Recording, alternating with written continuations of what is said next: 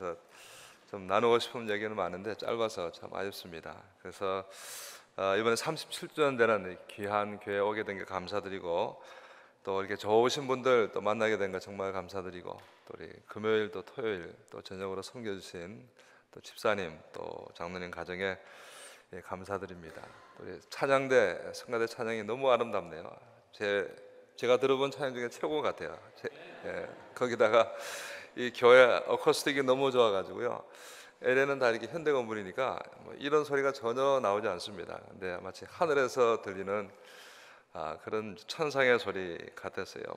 저는 LA에서 뭐 30년 이상 살았지만 미국에 산다라고 할 수 없죠. 그냥 늘 만나는 사람이 한국 사람이고, 뭐 한국 음식 먹고 또 한국말하고, 맥도날드 가도 뭐 영어 쓸 필요가 없잖아요. 그냥 뭐 먹겠냐 그러면 넘버원 이러면 되니까 뭐 그것도 말하기 싫으면 그냥 이러면 됩니다. 그럼 뭐 커피 먹을래 하면 아니 슈가 넣을래 그러면 이러면 끝나는 거죠.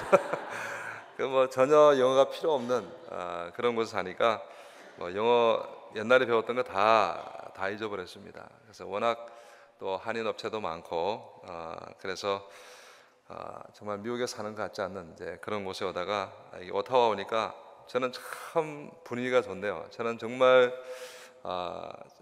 마음에 들고, 그리고 이 부흥이 오면 좀 이렇게 긴장이 돼야 되는데 뭐 이상하게 제 집에 온 것 같아요. 전혀 긴장이 안 되고 본교에서 예배드리는 것처럼 정말 편안한데, 아마 여러분들이 정말 좋으신 분들이 돼가지고 여러분의 눈에 살기가 없어 그런 것 같아요.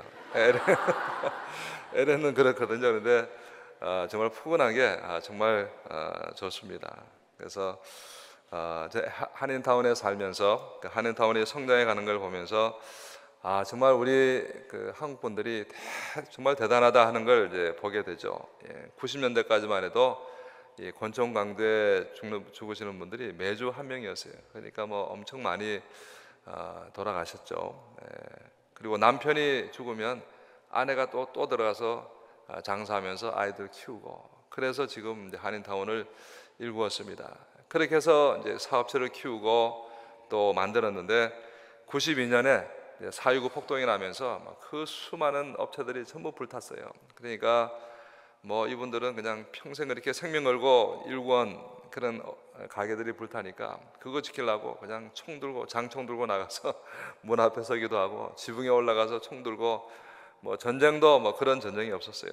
근데 그런 과정을 거쳐 가지고 지금 정말 큰 한인타운을 이루는 걸 보면서 우리 한국 사람들 정말 풀뿌리 같은 민족, 발표도 또 일어나는 그런 우리 한국 민족인 것을 보게 됩니다. 저희 교회 장로님 한 분은 그 흑인 지역에서 주유소를 하셨어요. 근데 강도를 7번을 이제 당했습니다. 근데 하도 강도 당하니까 이 장로님이 화가 나가지고 한 번은 강도가 이제 도망가는데 이제 칼빈 총을 들고 쫓아갔어요. 그래서 정조준을 해가지고 총알이 다 떨어질 때까지 쐈어요. 근데 감사하게도 한 발도 안 맞았어요. 그래서 다행이었죠. 그래서 이 장로님도 성질이 좀 있는 분이었어요. 그래서 한 번은 라스베가스 갔다 오다가 스피드 티켓을 이제 받았어요. 그러니까 경찰에 티켓을 주니까 티켓을 받으면서 화가 나가지고요. 티켓 받자마자 거기서 또 붕 하고 또 그냥 뭐 또 전속으로 달렸어요. 그래서 경찰이 또 쫓아와서 티켓을 또 줬어요. 그 장로님 열을 더 받았어요. 또 붕 하고 달렸어요. 그러니까 또 경찰에 와서 그러니까 3번 연속 그렇게 받으니까 경찰이 보니까 장로님 눈빛이 보통 눈빛이 아니거든요. 그러니까 4번째부터는 그냥 아무 소리 안 하고 LA까지 그냥 따라만 오다가 LA 근교 와서 그냥 경찰이 돌아갔답니다. 저는 이제 그런 분들하고 이제 목회를 하고 있어요. 그러니까 경찰도 어쩌지 못하는 이제 그런 분들하고 제가 하고 있죠. 그러니까 거기서 제가 살려면 어떻게 되겠습니까? 제가 살아남으려면 둘 중에 하나죠. 그분들보다 더 세든지 아니면 아예 죽든지 뭐 이래야 살아남죠. 어중간하게 덤볐다가는 그냥 얻어터져가지고 그냥 뭐 아무도 하지 못해서 저는 그렇게 셀 자신은 없고 아예 죽자. 그래서 아주 그냥 납작 그냥 낮아지니까 30년을 살아남았습니다. 이제 그게 제가 살아남은 방법이죠. 그래서 우리 한인타운은 이제 그렇게 좀 험한데 지금은 정말 많이 좋아졌습니다. 그래서 저는 한국에서 산 날보다 미국에 산 날이 더 많습니다. 그리고 지금 한국 가야 뭐 주민등록증도 말소되고 뭐 한국 가야 반기지도 않고요. 또 요즘 이민자들 찬밥이잖아요. 그래서 옛날에는 가면 미국 촌놈 왔다 그랬는데요.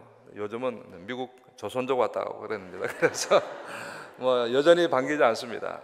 그런데도 우리나라 하면 여전히 제 마음속엔 한국이 우리나라입니다. 뭐 찬밥 신세고 좋아하지 않는 그런 분위기지만 그래도 우리나라 하면 제 마음속에 한국이 우리나라 같고요. 아마 여러분도 마찬가지일 것입니다. 캐나다에서 보조를 받고 이곳에서 이제 사시고 이곳에서 이제 인생을 마감하시겠지만 그래도 우리나라 하면 우리는 이제 한국을 이제 생각하게 되죠. 그래서 우리가 어떻게 하다가 참 여기까지 왔을까? 어떻게 하다가 우리가 오타와까지 와서 살았을까? 아마 꿈에도 생각하지 못했는데 오타와까지 와서 여러분은 살고 있습니다. 그렇지만 또 언젠가는 여러분이 또 다른 데로 가겠죠. 구름이 높은 산을 이제 지나다가 잠깐 머물러 가지고 또 딴 데로 가듯이 우리의 인생은 또 언젠가는 다른 곳으로 가게 될 것입니다. 그리고 마지막엔 우리의 육체는 땅에 묻히게 되고 또 흙으로 돌아가겠죠. 그리고 우리의 영혼은 본향인 하나님 나라로 이제 가게 될 것입니다. 그게 우리의 100년 인생 아닙니까? 100년도 안 되는 짧은 인생 속에서 그렇게 구름처럼 흘러가다가 본향인 아버지 품, 하나님 품으로 가는 것이 이제 우리의 인생입니다. 모두가 똑같은 한 번밖에 없는 그런 100년 여행을 하고 있잖아요. 그래서 어떤 인생도 의미 없는 인생이 없고 또 어떤 인생도 가치 없는 그런 인생은 없습니다. 그래서 모두에게 똑같이 주어진 인생인데 그 인생을 어떻게 살아가느냐 하는 것은 자기의 선택입니다. 내가 어떻게 나의 인생을 살아갈 것이냐 하는 것은 본인이 선택을 하게 되는 것이죠. 그래서 그 100년이라는 것이 결코 길지가 않습니다. 잠깐 지나가잖아요. 제가 여기 와서 3일 동안 여러분과 잠깐 보고 가듯이 우리 인생도 잠깐 지나가는 것입니다.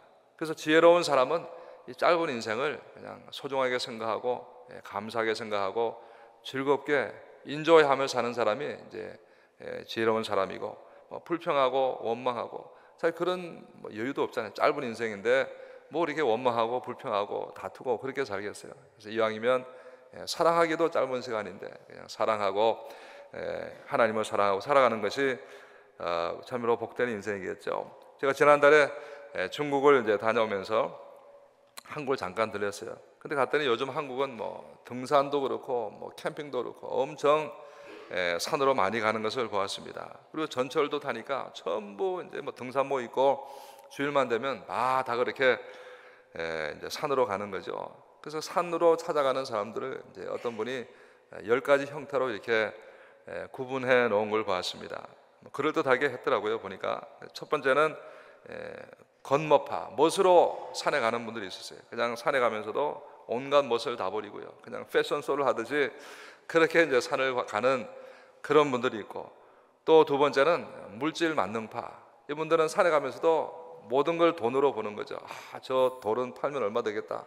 저 나무는 얼마 되겠다. 전부 이렇게 돈으로 보면서 올라가시는 분도 계시고, 또 세 번째는 걱정 염려파가 있습니다.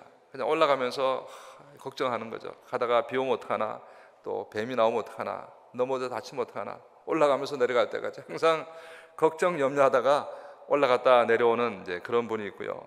또 향나파가 있습니다. 그냥 사례가 술 먹고 뭐 화토 치고 뭐 이러고 놀러 가기 위해서 산에 가시는 분도 계시고, 또 다섯 번째는 정복파, 오로지 정상을 정복했다는 그 쾌감으로 이제 산에 올라가시는 정복파가 있고, 여섯 번째는 이제 건강 제일파, 오로지 건강을 위해서 운동하고 또 약수 먹고 건강을 위해서 산에 올라가는 분이 있고, 일곱 번째는 목구멍파가 있습니다. 그냥 뭐 돈을 벌어야 되니까 어쩔 수 없이 산에 돈 벌러 산에 가시는 이제 그런 분도 있고요.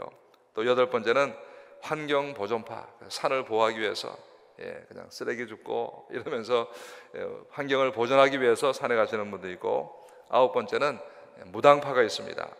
산에 가서 도 닦고 산신령 만나고 그렇지.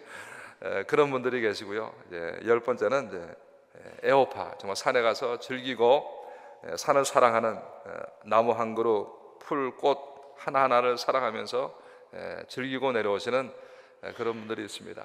똑같은 산을 올라가지만 다 다른 생각을 가지고 올라가는 거죠. 그래서 우리의 인생도 그렇습니다. 우리 100년이라는 인생도 보면 다 가치가 다르고 살아가는 방법이 다 다른 것을 보게 되는 거죠. 음식을 먹을 때도 그렇잖아요. 건강을 위해서 음식을 먹는 분도 계시고, 또 맛을 위해서 음식을 먹는 분도 계시고, 또 배를 채우기 위해서 음식을 먹는 분도 계시고, 그리고 서로 친교를 위해서 음식을 먹는 또 분도 계시죠. 또 식당에 가도 어떤 분은 맛있는 집, 맛 중심으로 식당을 찾아가는 분이 있는가 하면, 또 어떤 분은 이제 분위기 중심으로 가는 분이 있죠. 저는 주로 이제 분위기를 찾아갑니다. 맛있냐 안 맛있냐 그것보다는 어디 가면 분위기가 좋으냐.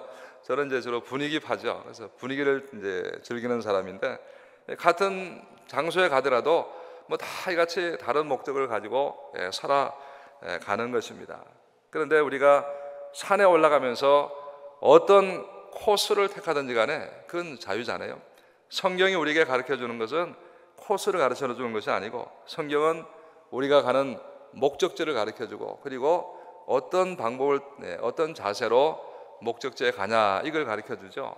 어느 코스는 가르쳐 주지 않습니다. 그것은 자신이 선택하기 때문에, 다만 그 내가 선택한 코스를 따라갈 때 어떤 자세를 가지고 그 코스를 가느냐. 여러분은 오타와라는 코스를 택하셨고, 저는 미국이라는 코스를 택했죠. 그래서 그 코스는 다르지만 성경은 어떤 자세로 또 어떤 마음으로 마지막 코스인 하나님 나라에 가야 되느냐, 이제 성경은 그것을 우리에게 가르쳐주고 있습니다. 그래서 하나님이 이 100년이라는 짧은 인생을 우리에게 살게 하시면서 우리에게 주신 가장 중요한 두 가지 공동체가 있죠. 우리가 태어난 가정이라는 가정 공동체가 있고, 그 다음에 영적으로 두 번 태어난 사람은 교회라는 교회 공동체 속에서 생활하다가 그 다음에 이제 하나님 나라로 가게 하신 것입니다. 그래서 가정이라는 공동체, 교회라는 공동체 속에서 서로 사랑하다가 하나님 아버지 앞에 가는 게 우리의 100년 인생입니다. 그런데 이 사랑한다는 것이 쉬우면서도 정말 어려운 것이 사랑하는 거죠. 부부가 사랑하는 것도 어렵잖아요. 자기를 길러주고 낳아주신 부모님을 사랑하는 것도 어렵습니다. 한 피 받은 형제 사랑하는 것도 어려워요. 그런데 교회라는 공동체는 뭐 전혀 상관없는 사람들이 모여가지고 이 사랑한다는 게 쉽겠습니까? 한 지붕 밑에 살아도 피를 나눠도 사랑하는 게 어려운데, 전혀 가치와 생각과 배경이 다른 교회 공동체에서 사랑한다는 것, 이게 정말 어렵습니다. 이건 오직 십자가의 은혜로만이, 성령의 은혜로만이 가능한 거죠. 인간의 노력으로는 불가능한 것입니다. 그래서 하나님은 우리를 이 교회라는 공동체 속에 모이게 하시고, 서로 사랑하면서 서로 부족하고 서로 허물 많은 우리가 모여서 서로 허물 말하지 말고 고치려고 하지 말고 서로 감싸주면서 100년 여행을 마치라고 말씀합니다. 우리의 허물은 죽을 때까지 고쳐도 다 못 고칩니다. 그러면 죽을 때까지 지적만 하다 죽겠어요. 안 고쳐지는 게 저도 안 고쳐지고 여러분도 안 고쳐져요. 어차피 죽을 때까지 못 고칩니다. 그럼 죽을 때까지 서로 손가락질만 하다가 죽겠어요. 그러지 말라는 거죠. 그냥 어차피 하나님이 우리 인생을 이대로 받아주셨으니까 가정이라는 공동체, 또 교회라는 공동체 속에서 서로 부족한 부분을 감싸주면서 살다가 하나님 앞으로 오라고 말씀하죠. 그래서 최대한 우리가 서로 인내하면서 받아주면서 그렇게 살라라고 성경은 말씀을 해주고 있습니다. 그리고 또 서로에 대해서 감사하라고 말씀하잖아요. 우리가 서로 만난 게 얼마나 감사합니까? 여러분이 서로 옆에 앉아있다는 이 사실이 얼마나 감사해요. 그렇잖아요. 내 인생 여정에 외롭지 않게 같이 있어준다는 것에도 정말 우리가 감사한 거 아닙니까? 저도 목회자로서 우리 교회에 오시는 분들 보면 정말 감사하거든요. LA는 뭐 교회가 많으니까, 오타와는 뭐 3개라고 들었는데요. LA는 교회가 너무 많잖아요. 그래서 제가 섬기는 교회까지 오려면 우리 성도님들은 집을 떠나 가지고 수십 개의 교회를 거쳐 가지고 교회 오게 되거든요. 예. 그러면 이왕이면 가까운 교회 가면 좋잖아요. 근데 우리 교회보다 더 좋은 교회도 있고요. 설교를 더 잘하는 목사님도 계시고 있는데 그 모든 교회를 뿌리치고 교회까지 왔다는 사실 자체가 얼마나 감사해요. 그래서 저는 일단 교회 오시면 와주셔서 감사합니다. 서로 감사하는 거죠. 뭐 찬양대도 혼자 하는 것보다 뭐 10명 하면 더 좋듯이 서로 함께 한다는 게 얼마나 좋습니까? 그래서 이 공동체 생활하면서 정말 서로에 대해서 감사하고 함께 해주는 것에 대해서 감사할 때 그게 우리 이 땅에서 하나님 나라가 이루어지고 천국이라는 것이 이루어질 수 있는 거죠. 그리고 만족이라는 것은 이건 항상 상대적입니다. 비교하면 만족이라는 것이 올 수가 없잖아요. 그런데 인간이 참 그렇게 안 됩니다. 나는 참 안 되는데 남이 잘 되면 막 배가 아픈 게 인간 아닙니까? 그래서 항상 그 인간의 이게 그 죄성이기 때문에 참 어려운 거죠. 저랑 매일 한 주에 한 번씩 운동하시는 목사님이 계신데 이분은 성격이 좀 있는 분이었어요. 근데 목사님 되시기 전에 스몰 비즈니스를 가게를 하셨는데 자기 가게 옆에 남미에서 오신 어느 한국 분이 가게를 했어요. 근데 그 가게는 엄청 잘 되는데 본인 가게는 안 되는 거예요. 그러니까 이분이 그냥 질투가 나고 화가 나가지고 씩씩거리다가 하루는 못 참겠던지 그 주인을, 자기보다 나이가 몇 살이 많은데 주인을 이제 뒤로 조용히 불러내가지고 두들겨 팼어요. 그러니까 이 맞으신 분이 얼마나 화가 나겠어요. 미국까지 와서 말이죠. 자기보다 나이 어린 사람한테 맞았으니까 말도 못하고 말이죠.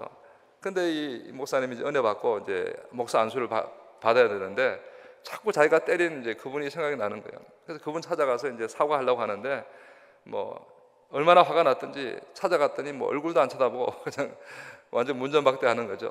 3번 찾아간데도 또 문전박대하고, 그래도 내가 안수 받는데 용서는 받아야겠다 해서 4번째 찾아갔더니 그냥 알았습니다. 그리고 들어가 버리더래.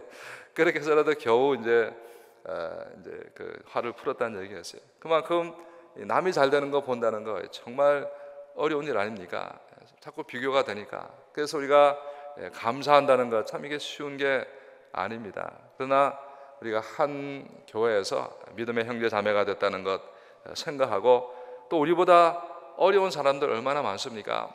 그분들을 생각하시면서 감사할 수가 있잖아요. 저희 교회는 은퇴하신 목사님들이 이제 여러 분 계시는데요. 한 분이 나이가 이제 75세인데 이분 이제 아들이 둘이었어요. 근데 둘째 아들이 대학교 다닐 때 교통사고가 나가지고 완전 이제 전신 이제 불구가 됐어요.